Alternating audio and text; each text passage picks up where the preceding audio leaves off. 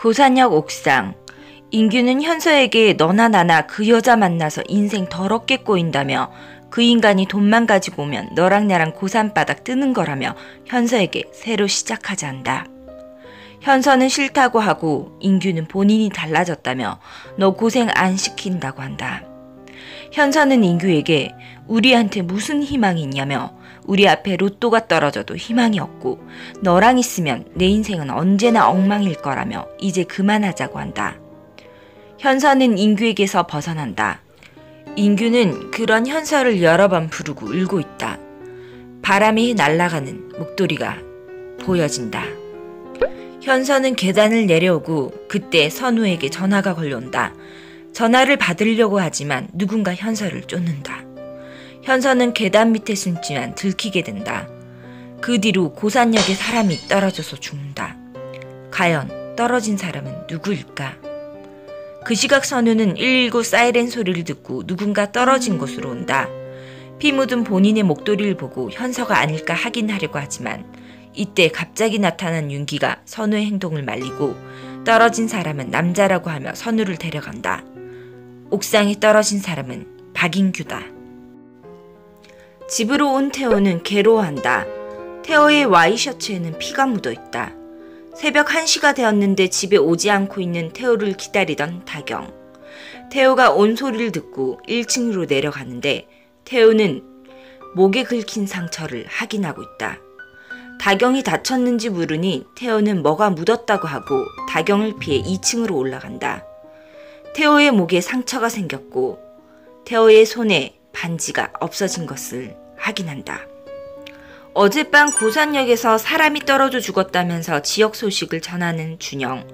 기차역에 왔는데 기차가 아니라 뛰어내려서 죽은지 이상하다며 간신 보이는 준영의 말을 선우는 하재를 돌려 다른 말을 한다. 태호의 전화가 울린다. 태호가 씻고 있어 받지 못하는 태호의 전화가 계속 신경 쓰이는 다경이다. 윤기야 잠깐 이야기하자며 찾아온 선우. 윤기는 어젯밤 고산역 인근에 볼 일이 있어 갔다가 태호를 보았다고 한다. 사람이 떨어지고 이후 지선으로 보았다고 한다. 하필 우연히 그렇게 되었다는 윤기. 어젯밤 사무실에 몇 시에 나갔는지 태호에게 묻고 어젯밤 고산역에 사람이 죽었는데 그게 박인규라고 하는 다경이다.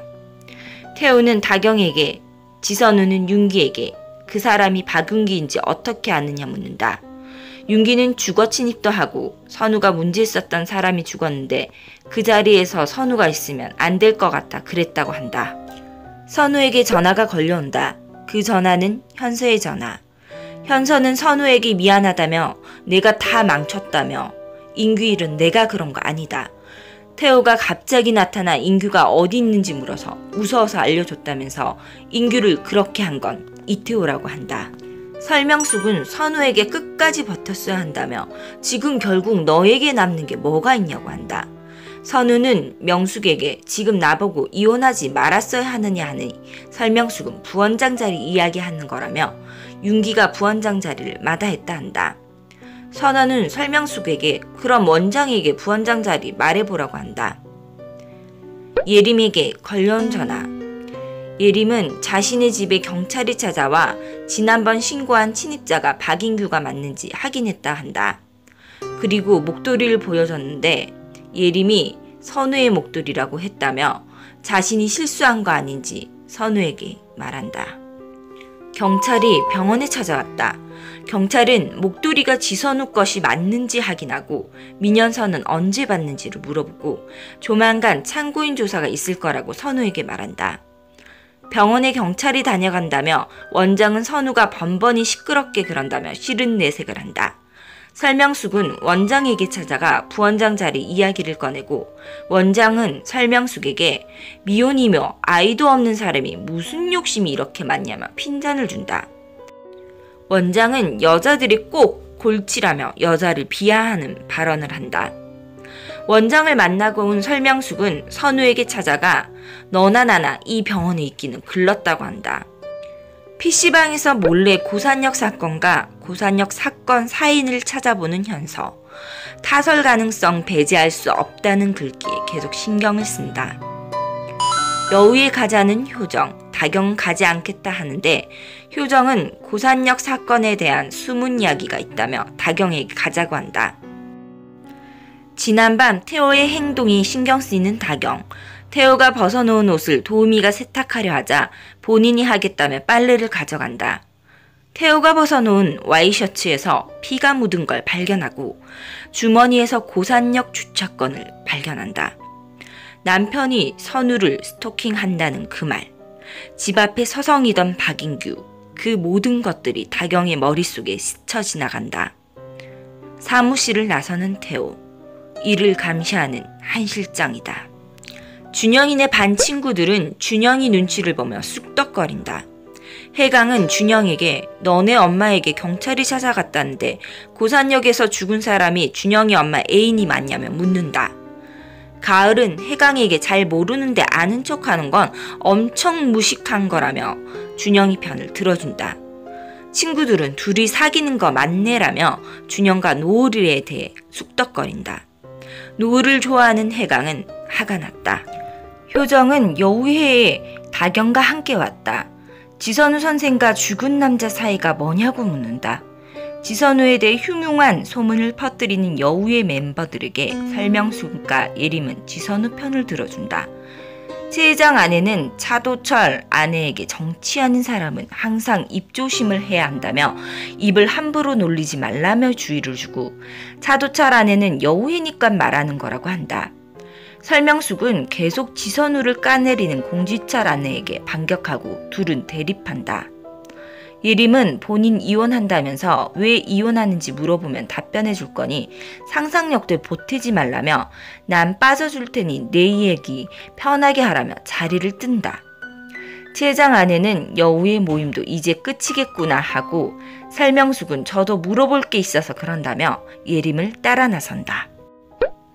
설명숙에게 예림이 나 붙잡으려고 나왔냐 하자 설명숙은 아니다, 내 속이 다 시원하다며 예림에게 술이나 마시러 가자고 한다. 윤기는 선우에게 전화를 하지만 선우는 윤기의 전화를 피한다. 선우차가 출발하자 선우의 차를 뒤따르는 차를 발견하는 윤기.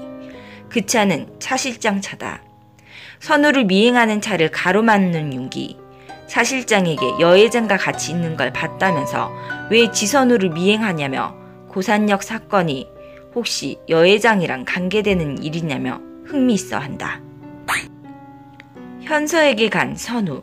현서는 어젯밤 고산역 계단에서 태호가 인규 어딨냐며 소리를 질렀고 현서는 태호가 무서워서 인규가 있는 곳을 알려주었고 계단을 올라가 옥상으로 갔다며 태호가 인규를 죽었다고 한다.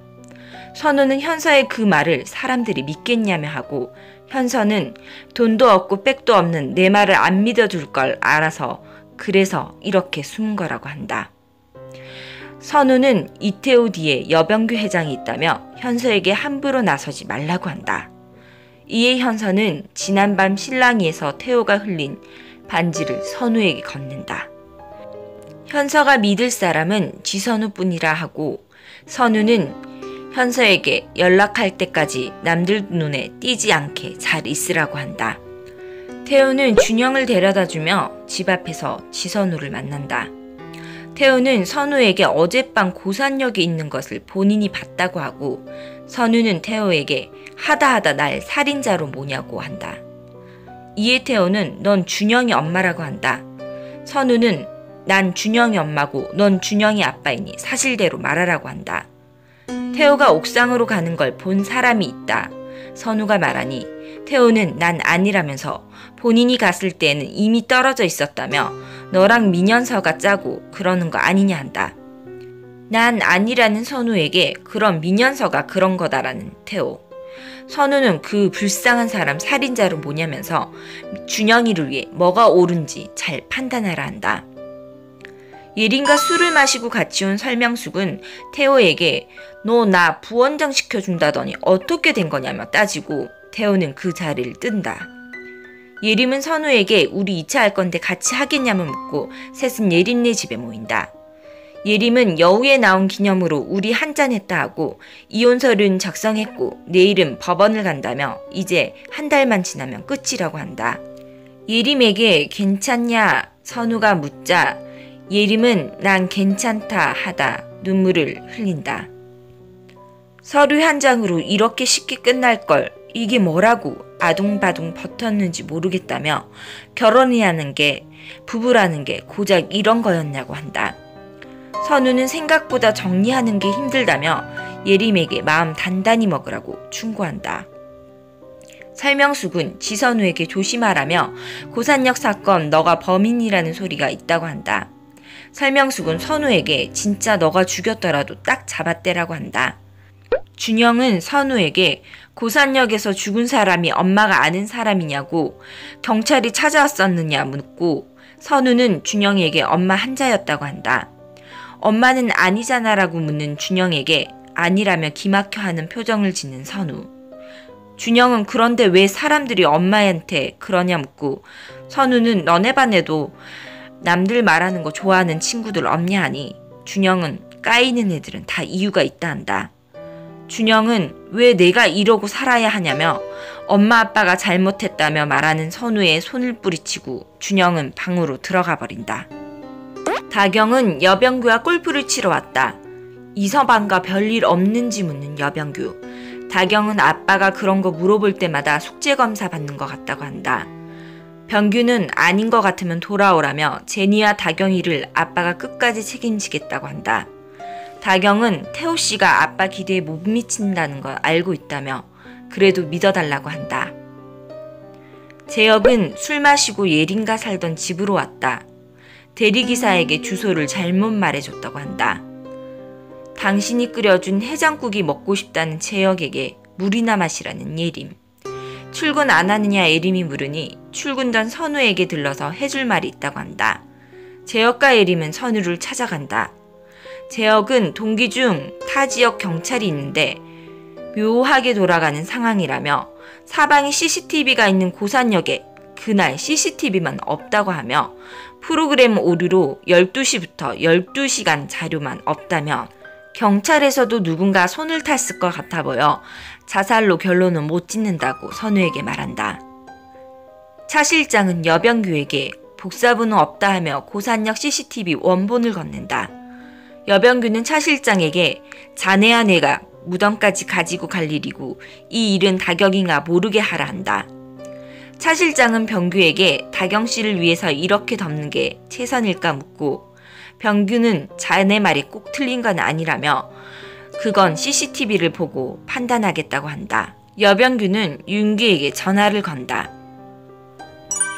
다경과 식사 중인 태호. 좋지 않은 표정의 태호에게 다경은 무슨 일이 있는지 물어본다. 박윤기 일로 머리가 아프다는 태호. 당신과 상관없는 일이지 않느냐 묻는 다경에게 태호는 준영이를 우리 집에 데리고 와야 할지도 모른다고 한다. 다경은 태호에게 당신 너무한 거 아니냐. 아닐 거라고 하루에 몇 번을 다짐한다며 반지는 이제 왜 빼놓고 다니기로 했냐. 와이셔츠에 핏자국은 뭔지 고산역은 왜 갔는지 묻는다. 태호는 다경에게 너 왜 그런지 알겠는데 난 아니라며 본인이 이미 갔을 때 떨어져 있었다고 한다. 다경은 그럼 경찰서 가서 다 말하라 하니 태호는 지선우가 그곳에 있었다며 의심이 가는 게 사실이다라면서 준영이 엄마를 살인자로 만들 수 없다고 한다. 살인자일 수도 있는데 준영이 엄마라서 보호하는 게 말이 되느냐는 다경이다. 일단 준영이라도 데려오자는 태호. 본인은 절대 아니라고 한다. 다경은 태호에게 믿을 수 있게 해달라고 한다. 어디론가 가는 선우를 미행하는 현서. 윤기는 여병규를 만나고 지선우를 왜 미행하냐며 병규에게 묻는다. 고산역에서 태호를 봤다는 윤기. 사이가 한 일을 덮으면서 선우를 건들지 말라는 윤기이다. 그렇다면 본인이 본 걸 다 말해버리겠다고 한다. 여병규와 윤기가 만나는 장소로 오는 지선우. 이를 미행하며 지켜보는 현서.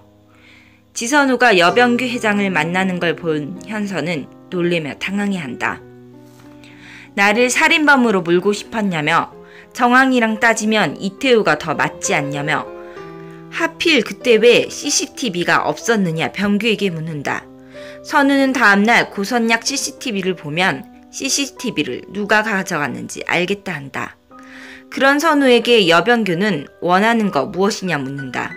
선우는 이태오던 나던 그 누구도 살인자가 되어서는 안 된다며 인규는 자살한 거라 말한다. 사무실을 나서는 태호. 경찰들이 태호를 찾아온다. 태호는 조사를 받기 위해 경찰서로 가게 되고 현서는 경찰서에서 선우에게 전화를 건다. 더 이상 패 끼치지 않겠다며 그런 자리까지 가게 해서 미안하다며 내 문제는 앞으로 내가 알아서 하겠다고 한다. 태호는 다경에게 전화를 걸지만 다경은 전화를 받지 않고 여병규에게도 전화를 걸지만 여병규도 태호 전화를 받지 않는다. 선우에게 아무래도 계획이 차질이 생겼나 보다라는 여병규. 여병규를 노리듯 쳐다보는 지선우다.